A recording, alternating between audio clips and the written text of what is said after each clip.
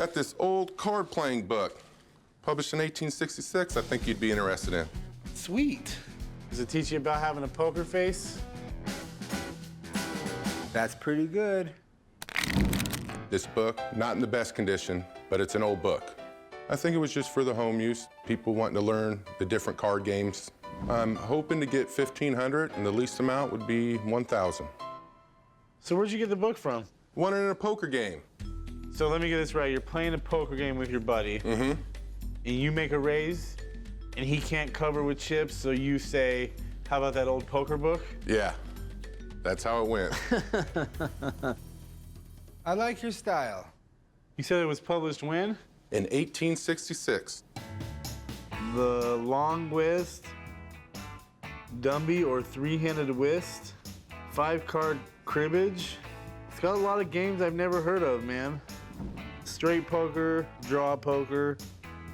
Never heard of whiskey poker, but I have heard of stud poker. All right, so it does have some poker in there. This is a really cool book. I think a book like this belongs here in Vegas. A town like this was built on card playing. Yes, it was. That's why I brought it here.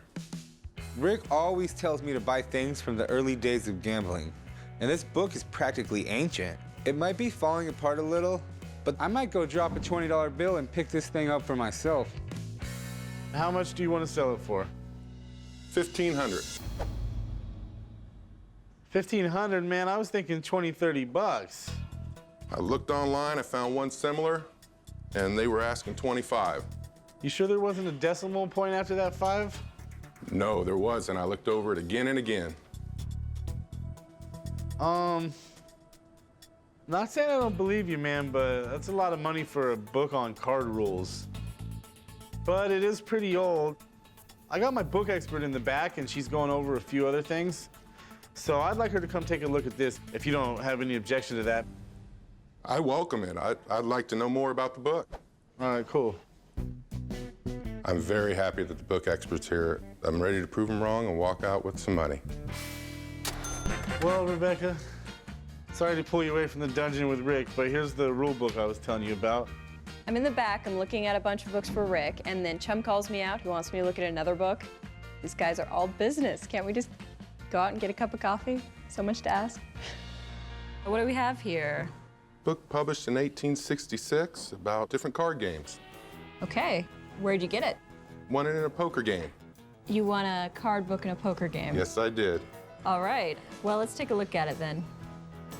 So this is just a great example of one of those how-to books that they had in the 19th century.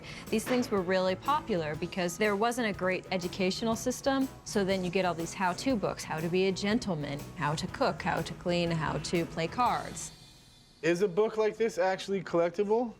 You know, it's not a first edition Huckleberry Finn, but there are people who really love collecting gambling books, so there is a market for it.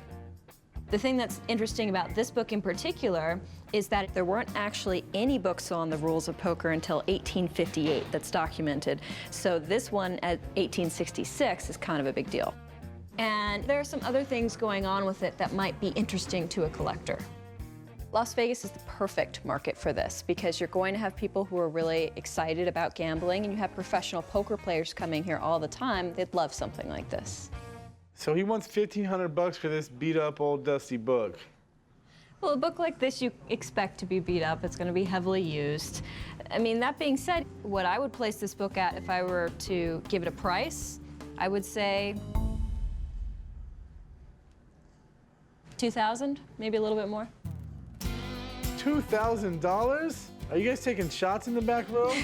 All right. Wow, it sounds like you got a winner here. Oh, yeah. All right, well, thank you. Yep, my pleasure. Chum was really surprised about how much this book could go for, but there's a whole genre of collecting gambling books, so there's a market for it. So how much do you want to get for it? She said 2,000. How about 1,800? I'm not going to go that high. My boss would kill me if I bought a book for $1,800 and made $200 on it, and if it sat in here for a year, there's no way I'd keep my job. I'm looking more like about 1,200. That's too low. It'd be an easy sell. It's not as easy as you think.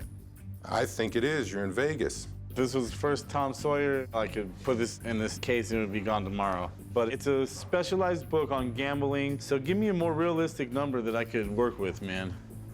1,600. If you can come down just a little bit more, maybe 1,350, you know, I could definitely make a deal with you. Make it 14, you can go write it up.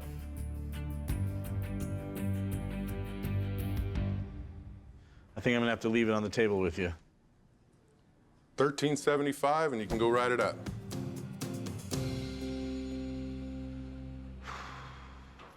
I'm not gonna beat you up over $25. That's a deal. Lucky for me, I got a good deal on the poker book.